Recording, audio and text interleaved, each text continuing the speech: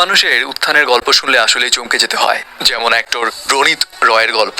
নায়ক হিসেবে নিজের ক্যারিয়ার শুরু করলেও টাকার অভাবে বাধ্য হয়ে তাকে করতে হয়েছিল আমির খানের বডিগার্ড হিসেবে কাজ, এমনকি যার কাছে একসময় খাবার কেনার টাকা পর্যন্ত ছিল না। বলিউড ইন্ডাস্ট্রিতে এই লোকটার পা রাখার গল্প এবং এখানে চড়াই উতরাইয়ের গল্প রীতিমতো সিনেমার মতোই সারপ্রাইজিং। রণিত রয় বেঙ্গলি এক পরিবারে জন্মগ্রহণ করেন এবং স্কুলের পাঠ চুকিয়ে তিনি হোটেল ম্যানেজমেন্টে স্নাতক সম্পন্ন করেন। এরপর মুম্বাইয়ের সি রক হোটেলে ওয়েটারের কাজ শুরু করেন। বাসন পরিষ্কার করা, বারটেন্ডিং সহ হোটেলের সমস্ত দায়িত্ব পরিচালনার কাজ ধীরে ধীরে করতে থাকেন। তবে ফিল্ম মেকার সুভাষ ঘাই তার বাবার খুব কাছের বন্ধু হওয়ায় মুম্বাইতে সে সুভাষ ঘাইয়ের বাসাতেই থাকতো, আর সেখান থেকেই অ্যাক্টর হওয়ার ভূত তার মাথায় চাপে। কিন্তু তার বাবা চাইতেন ছেলে অভিনয়ের পাশাপাশি অন্য কিছু করুক, আর সেই জন্য তাকে হোটেলের কাজটা করে যেতে হয়। বাট হুট করে তার বাবা এই দুনিয়া ছেড়ে চলে যাওয়ার পর হোটেলের কাজটি ছেড়ে দিয়ে পুরোপুরি নায়ক হবার স্বপ্নে মনোনিবেশ করেন।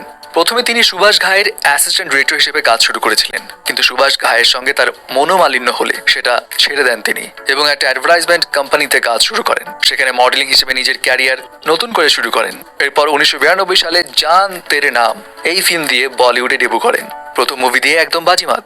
সুপার ডুপার এই হিট মুভি দিয়ে তিনি ভেবেছিলেন তিনি হয়তো সুপারস্টার হয়ে যাবেন, গাড়ি বাড়ি সব কিনে লাক্সারিয়াস লাইফ লিড করবেন। কিন্তু তার ভাগ্যে লেখা ছিল অন্যরকম এক কষ্টের কাহিনী।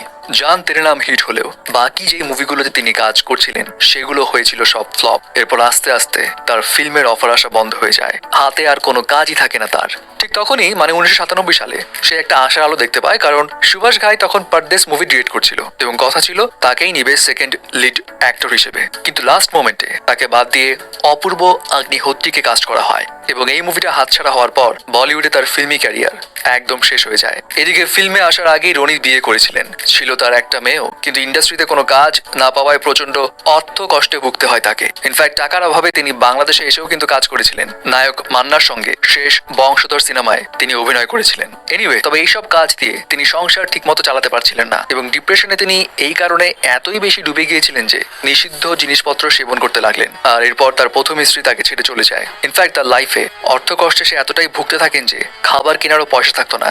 এমনও দিন পার হয়েছে যে পাউরুটি পানিতে ভিজিয়ে তাকে খেতে হয়েছে। বলিউডে ফিল্মে ক্যারিয়ার শেষ হয়ে যাওয়ার পর তিনি চিন্তা করতে লাগলেন কি করবেন, আর সেই চিন্তা থেকে কষ্ট মষ্ট করে টাকা পয়সা ধার করে তিনি বিজনেস শুরু করেন। বডিগার্ডের বিজনেস, মানে সিকিউরিটি অ্যান্ড প্রোটেকশন এজেন্সি খুলেন। প্রথম দিকে তিনি নিজেই বডিগার্ড হয়ে গিয়েছিলেন। তিনি এক ইন্টারভিউতে বলেছিলেন সেই সময় সিচুয়েশন এমন ছিল যে যারা তার কম্পিটিটর ছিল, যারা লাইনে দাঁড়িয়ে তার অটোগ্রাফ নিত, তাদেরকেই তার নিরাপত্তা দিতে হচ্ছিল। আমির খানের 2 বছর ধরে তিনি নিজেই বডিগার্ডের দায়িত্ব পালন করেছিলেন। এছাড়া সালমান খান, অমিতাভ বচ্চন, মিঠুন চক্রবর্তী, শাহরুখ খান এইসব বড় বড় স্টাররাও তার কোম্পানি থেকে বডিগার্ড নিয়েছিল। তবে অ্যাক্টিং ক্যারিয়ারে তার টার্নিং পয়েন্টটা চলে আসে একতা কাপুরের কারণে। একতা কাপুর তাকে আবার অ্যাক্টিং এ ফিরিয়ে আনেন, তবে সেটা বড় পর্দায় নয়, ছোট পর্দায় সিরিয়াল কাসৌটি জিন্দেগিকে এই সিরিয়ালে অভিনয়ের মধ্য দিয়ে। এরপর একের পর এক তিনি অনেকগুলো সিরিয়ালে কাজ করতে থাকেন। আর 2010 সালে সনি টিভির পপুলার কোর্টরুম ড্রামা কেডি পাঠাক এই চরিত্রে অভিনয়ের পর তিনি ব্যাপক সাড়া ফেলে দেন। ধীরে ধীরে তিনি একের পর এক মুভির কাজের অফারও পান।